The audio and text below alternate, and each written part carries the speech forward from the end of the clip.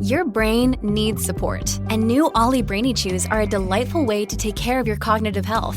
Made with scientifically backed ingredients like Thai ginger, L-theanine, and caffeine, Brainy Chews support healthy brain function and help you find your focus, stay chill, or get energized. Be kind to your mind and get these nootropic chews at ollie.com. That's OLLY.com. These statements have not been evaluated by the Food and Drug Administration. This product is not intended to diagnose, treat, cure, or prevent any disease.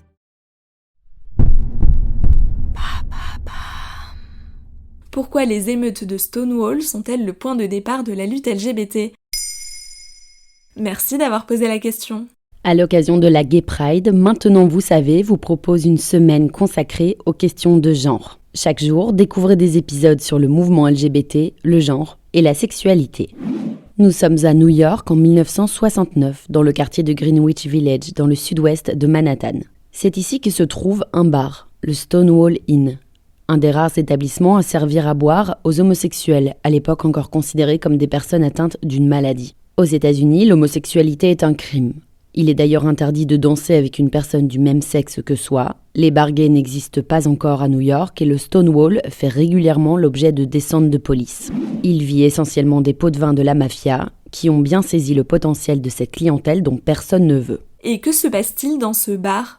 Le 28 juin 1969, une énième descente de police vient troubler la soirée des jeunes hippies qui profitent du Stonewall pour danser librement avec qui il et elle souhaitent. Nous sommes en période électorale. Pour le maire de New York de l'époque, il faut se montrer ferme et appliquer la loi. Sauf que cette fois, le raid des policiers au Stonewall Inn sera celui de trop. D'habitude, les forces de police contrôlent les papiers de certains, en expulsent d'autres, mais ce soir-là, les policiers se heurtent à la résistance des clients. 13 personnes sont arrêtées, plusieurs blessés. Les affrontements vont durer 3 jours. Ce sont les émeutes de Stonewall. Quel est l'héritage de cet événement ? On le célèbre chaque année. Les émeutes de Stonewall ont symbolisé l'opposition des personnes gays, lesbiennes et trans aux discriminations dont ils et elles sont victimes.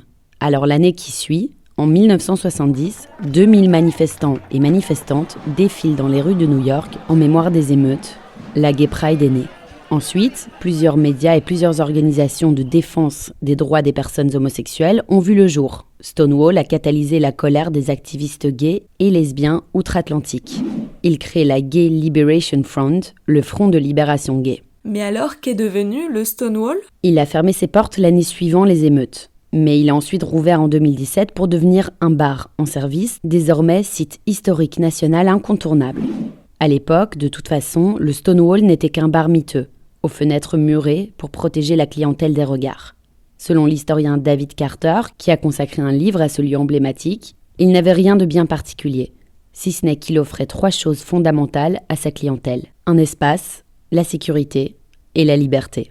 Voilà ce que sont les émeutes de Stonewall. Maintenant, vous savez, un podcast écrit et réalisé par Johanna Cincinnatis. Ce podcast est disponible sur toutes les plateformes audio et pour l'écouter sans publicité, rendez-vous sur la chaîne Bababam Plus d'Apple Podcast.